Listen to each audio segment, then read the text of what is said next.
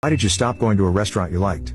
1. Long ago, I had a favorite Italian restaurant. On one occasion, my mother wanted to treat me and my wife and children to a meal and I selected that one. The meal was very good, but when the bill arrived the total was too high, and when my mother checked it she saw her own meal was charged much higher than it should have been. She asked the waitress and they quickly discovered the kitchen had misheard the order and prepared a much more expensive dish than my mother had ordered. That discovery should have ended the problem with a price adjusted to what was actually ordered. But the waitress insisted that the expensive dish had been prepared and consumed and my mother should have rejected it when it was served, if she didn't want to pay for it. My mother, having never been to that restaurant before, had no way of knowing what the dish she had ordered would look like. The manager came over and amazingly agreed with the waitress. They had quite a long argument and my mother held firm and ultimately paid for only what she had ordered. I found the manager's behavior so offensive that the idea of eating there again never seemed right. 2. When I was in college I frequented a small Chinese buffet. I went there a couple times a week before work and made small talk with the owner. I also brought my friends at least once most weekends. One rainy Tuesday they had the buffet shut down so the owner just told me to sit. He then proceeded to bring out a plate of everything I took off the buffet. Not only did he know me, he knew all my favorite foods. That is to say I went there a lot. So in my town the health inspector's rating went from 1-100. The pizza place I worked for got a 98, and I know how clean it was not,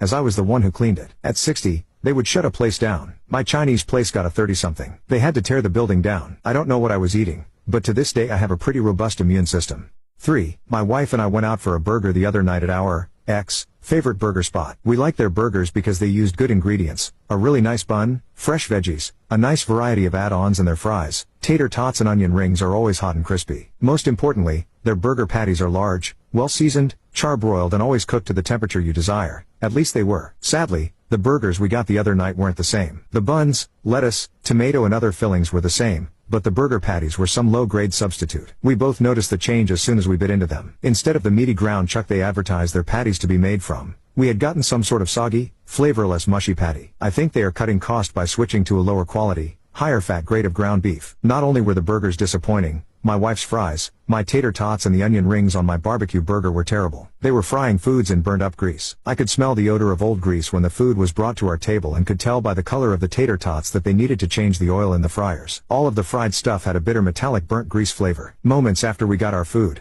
the power went out on the block. Their hoods went down and the little dining area started to fill up with smoke from the broiler. What a disaster of a dinner. I didn't bother to complain nor ask for a refund, since they had no power and their registers were down. So we ate what we could in the acrid smoke-filled dining room and left. We probably won't return. 4. Lovely Japanese restaurant that I frequented regularly for 15 years. Owner was a golfing acquaintance of my dad, nice elderly Japanese gentleman. One day I went in to realize that they stopped giving out menus and taking orders. Everything is done through QR code. I informed the head waiter that I don't have a camera phone. He smirked at me and said, "What can I do? Everything is through the phone now," and proceeded to ignore me while I sat with my 2 hungry toddlers. I said, "Can you talk to your boss and get back to me?" He slowly saunters to the sushi counter. I saw the owner telling him to give me a menu and take down the order, exactly like they've been doing for the past 15 years. Technology makes humans incapable of thinking, it seems.